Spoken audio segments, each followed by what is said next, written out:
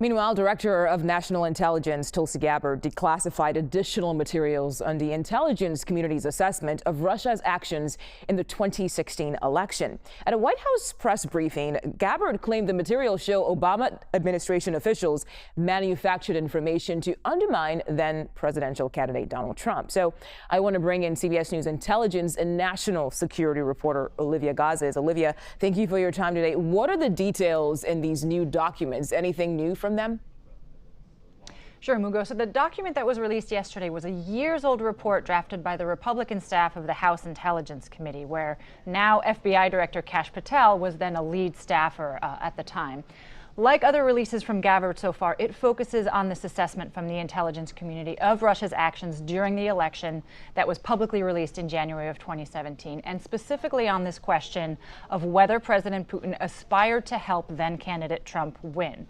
So it is retreading the same territory as several of these other extensive reviews that have happened since have done. The bipartisan Senate Intelligence Committee report, the Mueller report, the Durham report, and even more recently, a tradecraft review that the CIA under John Radcliffe released just a few weeks ago in early July.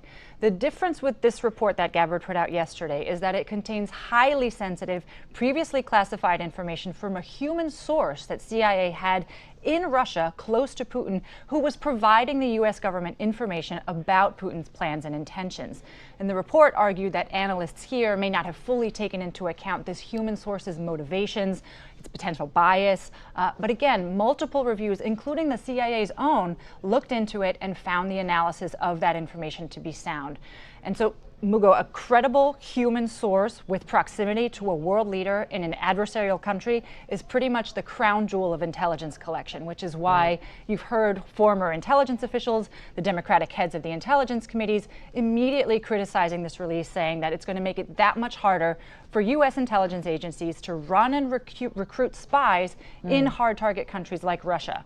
So that was their main criticism of the release that came out yesterday. Yeah, that's a very important point as well. So the Justice Department announced the formation of a strike force to assess the claims publicized by Director Gabbard. What could come out of all that? Yeah, it is hard to say anything for certain other than this is now in the hands of the investigators at the DOJ and, of course, Attorney General Pam Bondi. It's also not clear whether there are more declassifications to come. President Trump did say yesterday that the DNI had thousands of more documents. But so far, Mugo, nothing that we have seen seems to be remotely close to substantiating the very serious allegations of treason, the crime of attempting to overthrow the government that the president and others have been making. Okay, Olivia Gazis, thank you so much for your insight. We appreciate it.